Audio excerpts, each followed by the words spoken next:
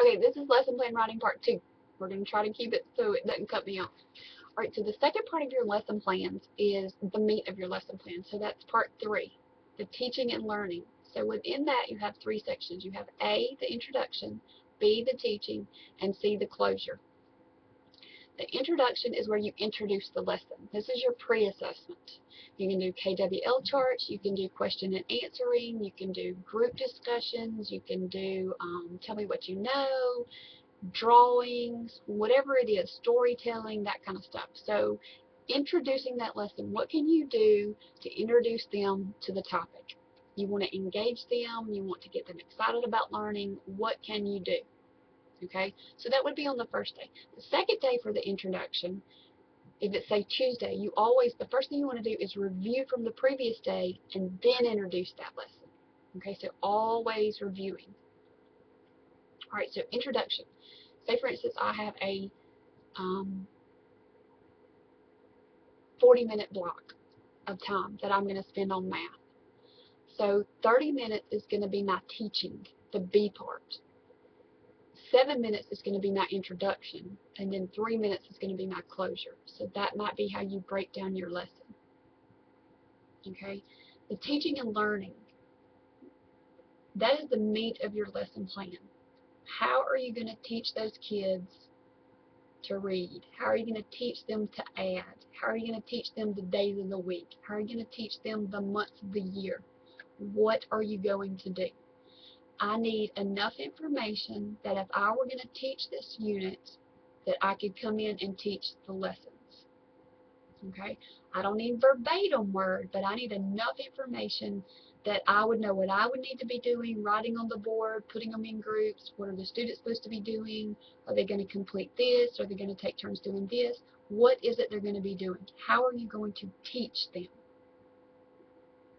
Okay? The closure. Always review what you, okay, what did we just talk about? We just talked about teaching and learning, right? How are you going to teach a lesson? What we're going to talk about tomorrow, we're going to talk about this. So you always want to review what you did and then introduce the next lesson. Okay?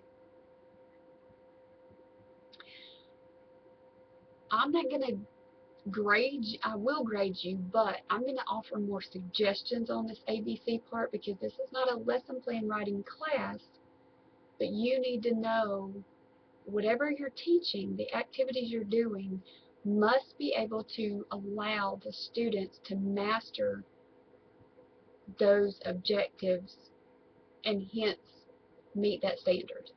Okay, so it has to make sense. The next part is the materials, the media. This is kind of like my sticky note. What do I need for class? Do I need markers? Do I need rulers? Do I need books? Do I need tape?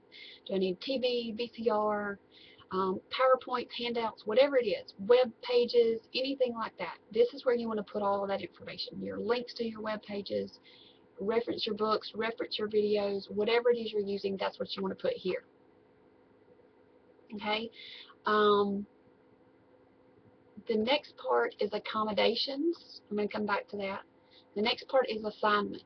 Assignments, you may not always have an assignment, but anything they're going to do, you want to list here. Like if they're going to complete a worksheet, or if they're going to read some pages, or if they're going to get in groups, if they're going to complete something at home, anything there would be that. Okay? Assessment, I'm going to come back to. Professional reflection. Some of you may have taught these lessons. If you have, that's great. Give me 1, 2, 3 sentences about what went well. What do you think you could prepare for the next time to do differently?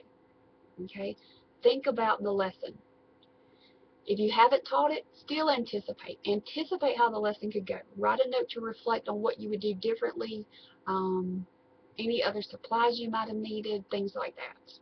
Okay, and then citations were just anything you reference. If you used a website, if you used a book, anything like that, you want to make sure you give credit to. Okay, so that's all about that one. I want to come back and talk about accommodations and assessments.